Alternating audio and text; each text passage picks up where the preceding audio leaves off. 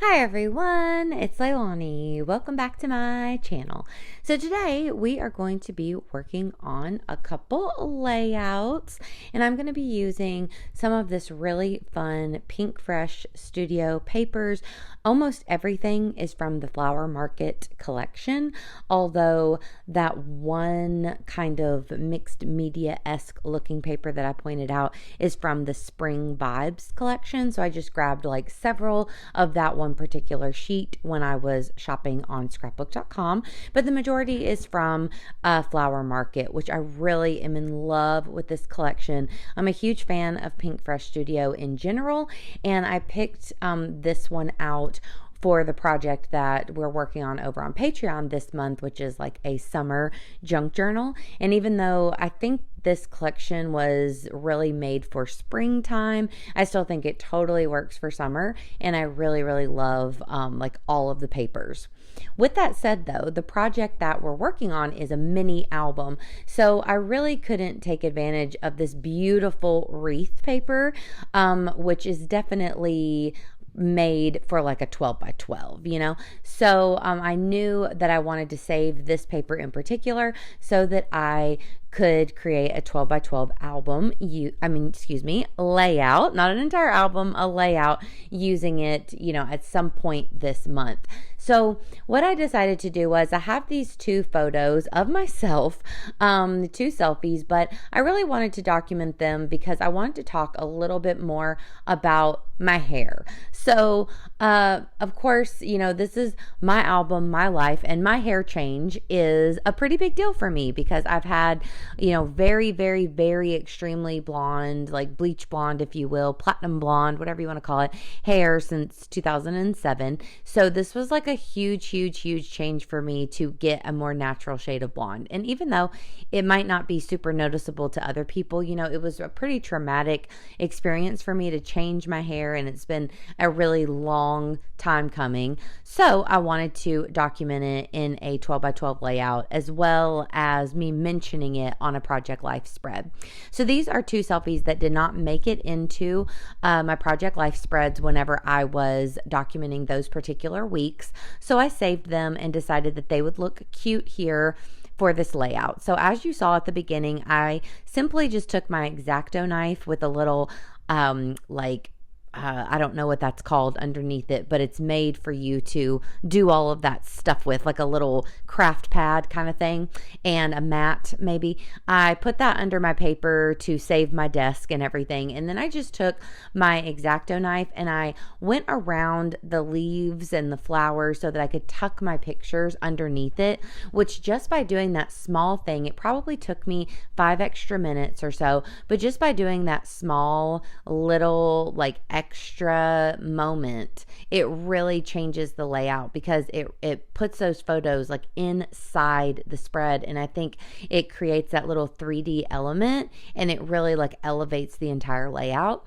So then I added the photos, as you can see, tucked under the leaves, and then I just kind of went through my alphas. I have like a big bin of old alphas, and I think that the word snapshot is also from Pinkfresh Studio, if I'm not mistaken, and it was just like a really old sticker sheet. I have no clue what collection, but a really old sticker sheet that had like pre-made titles. So I thought I could work with snapshot. Then I'm pretty sure the other alphas that I used are from Citrus Twist. Those are some of my favorites, and I just wrote out new hair snapshot, and then I'm adding in different little embellishments. Some are from the Pinkfresh Flower Market collection, some whatever, I don't know what these are called, but they're like metal, almost like enamel dots with photos on them, but they are metal, and they're really cute. And my dear friend Gloria gifted those to me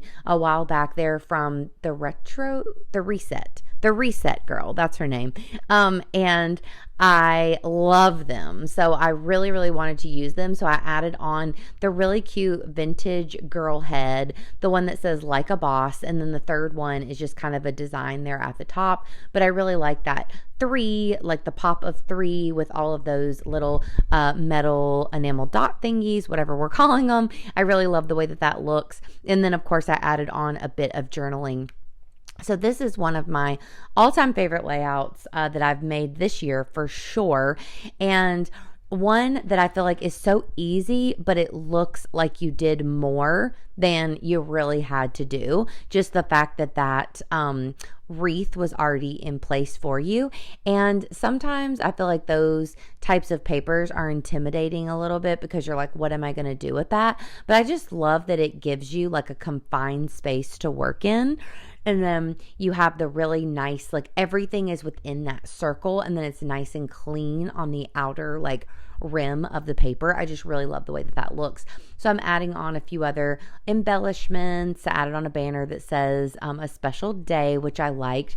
And then I am adding a little bit of this Heidi Swap color shine in the color tinsel. So I'm adding that on just for a bit of like a finishing touch. I always really like the way that that looks. And there you have it. So this one was super quick. I mean, this took me no time to finish. Really quick, really easy layout, but I really love the way that it turned out. So then this next one, I did struggle with a little bit more than that one. I feel like that one had like a clear course to go on because it had the wreath. So obviously I was going to put everything inside the wreath.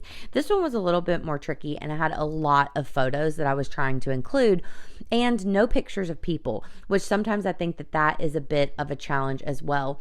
So I wanted to document my craft room because last month over on Patreon, once again, I did a vlog video. I do a vlog every month, and the one last month was all about deep cleaning the craft room. So I kind of went into my wall of cubes. I went into all of those fabric baskets at the bottom, and I just really did a deep dive, and I cleaned up my craft room. So of course I took a lot of pictures while I was at it to commemorate that moment. So I wanted to document these photos because who doesn't love it when their craft room is clean? And I feel like for all of us, our craft room, our craft station, our craft area, wherever it is that we craft, it's special, and it's definitely something worth documenting. And it is something that I've probably documented in the past several years in my scrapbooks, at least like once a year. And I love that because they do change, different things change up. And I actually don't think I have like a proper photo of my wall of cubes since I got that wall installed last September. Like, I don't think I really have a really great photo of them all filled up with things. So I was really happy to document this, and I've had a few different craft rooms in different houses over time, and I really wish that I had more photos of those rooms. It would be fun to look back and see like what my style was at the time of my craft room. So I'm always really happy to document things like this. So I was glad that I was able to. So I kind of am just working on this totally random. I didn't look at anything for inspiration, and perhaps I should have. I probably would have an easier time, but many times whenever I'm creating a layout that has multiple photos, I will print them off a little bit smaller. These are a 2-inch by 3-inch rectangle, and I will pop them kind of in a row along the middle of the spread, or at least all together on the spread. And I always really like the way that this looks. This time I decided to kind of space them out just like slightly, and then I did add I actually ended up making them all like in a straight line. I kind of went back and forth with if I should kind of tilt them or do anything like that, but I ended up just going with a straight line. And then I printed off the picture actually of all of the cubes. I printed that one off a little bit bigger. I think it's slightly bigger than a 3x4. So I printed that off, and I was really having trouble figuring out where I was going to put that picture in particular, but I like the way that it ends up looking there, tucking it into the top. I kind of tucked it under some of the other paper layers, but you can still basically see that entire photo. And now I'm just kind of like adding on little bits here and there, trying to kind of create a cluster and figure out what it is that I am doing. Also, I did have a piece of random vintage book paper there. That's one of the pages that I took out of of that summer junk journal that we're working on over on Patreon. So I thought, why not? I will add it in here. So I think that's pretty cute.